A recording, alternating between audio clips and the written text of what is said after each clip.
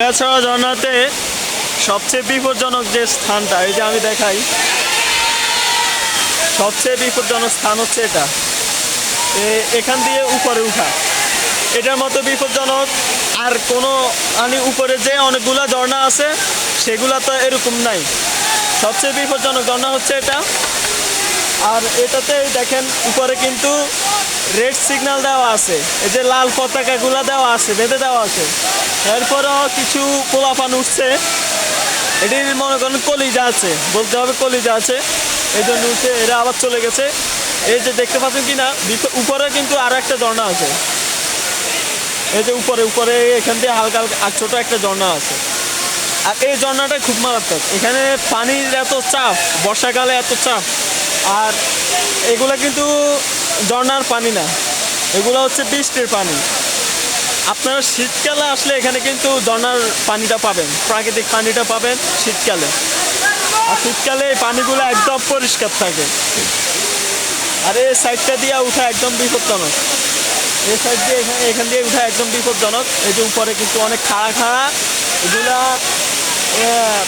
দড়ি আছে না, দড়ি রশি, বড় মোটা মোটা রশিগুলা বাঁধ দেওয়া আছে, গিরা দেওয়া আছে, এগুলা ভাই ভাই পোলা পানি উঠতেছে। বৃষ্টির কারণে আমি আজকে উঠি নাই। আবার ইনশাল্লাহ আবার শীতে এক সময় আসলে এখানে আমি উঠবো।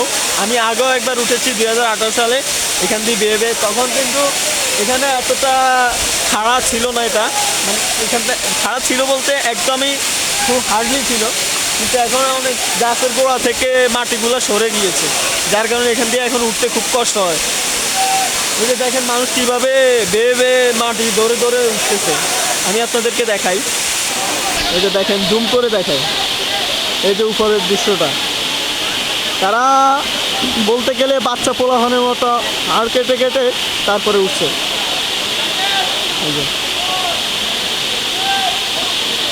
আর এই জায়গাটা ভিডিওতে খুব ক্ষুদ্র দেখা গেলেও কিন্তু জায়গাটা অনেক উঁচু। জাস্ট আপনারা যদি মহিলাদেরকে নিয়ে আসেন, মহিলাদেরকে নিয়ে আসলে এখান পর্যন্তই আসতে পারবেন। বাট এদিকে যাওয়া, মহিলাদেরকে নিয়ে যাওয়া একদম রিস্ক। এদিকে মহিলাদেরকে নিয়ে যাওয়া একদম রিস্ক। উপরে আরও অনেকগুলা ঝর্ণা আছে, যারা ট্রেকিং করতে চান তারা উঠতে পারেন, কিন্তু যারা উপরে যেতে চান তারা কখনোই এই ঝর্ণায় ভিজবেন না। ভিজলে কিন্তু পরে উপরে আপনারা সহজে উঠতে পারবেন না। এই ঝর্ণাটা খুব সুন্দর, একটা সবচেয়ে বড় ঝর্ণা, বেশ ভালোই লাগছে।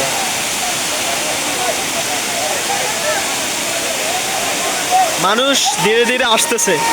আমরা 5টা আওয়ারে এসে পৌঁছাছি এখানে।